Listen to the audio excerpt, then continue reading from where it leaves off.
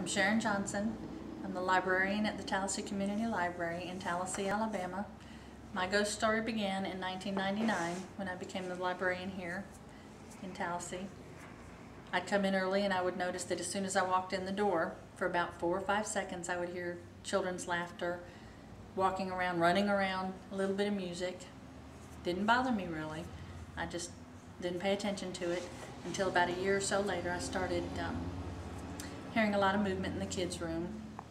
And one time when I was standing up at the front desk, you can see the children's room from the front desk, and I saw a young man, he was probably about 18, 17 years old, holding the hand of a little 4 or 5-year-old girl, and they were walking across the room. And it's not a small room, and they walked across the room and into the stacks, and they just disappeared. I have seen we have a small room where there's toys and there's some rocking horses, and I've seen the rocking horses just rocking their little hearts out, nobody on them. We had a little boy come in one day, he's about 2 or 3, and he ran up to that playroom with all the toys, and he stopped on the steps, and his mother asked him what was wrong, and he said, "I don't want to go in there." And she said, "Why?" And he said, "Because I don't know those 2 boys over there." And he pointed to the back of the room, and his mother looked, and there was nobody there. There wasn't actually anybody there in the room except the 2 of them. That's in our children's room. In our main library, we have a young man who reads. You can hear him turn the pages, and we've had patrons who've been standing in the bookcases in the aisles looking for books, and they hear somebody come up behind them, either footsteps or movement or something, and some of them have actually felt somebody breathing on them, and they'll turn around and ask if they need to move or to smile at them, and there's nobody there. There's some chairs in there, and more than one person has told me, and I've even heard it myself, but more than one person has told me that if they're sitting near there or standing near there, they can hear pages turning.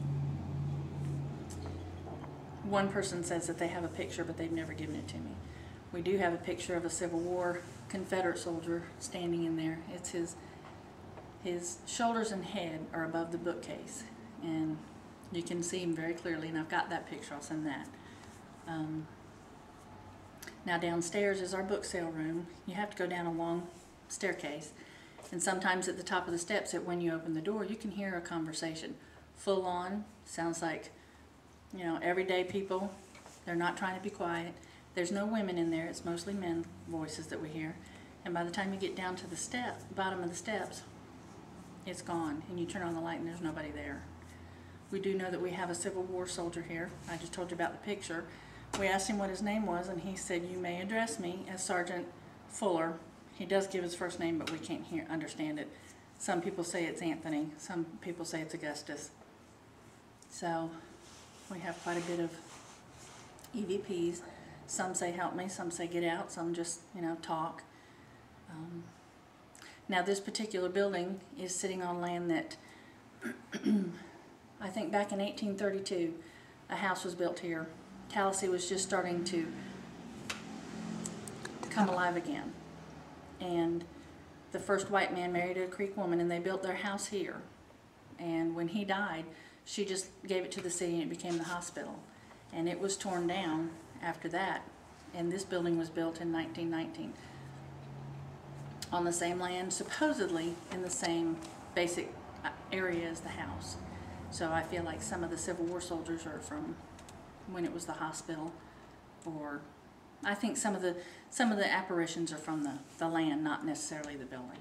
But I do think the children are from the building, because this used to be a community center before it was the library. That's my story.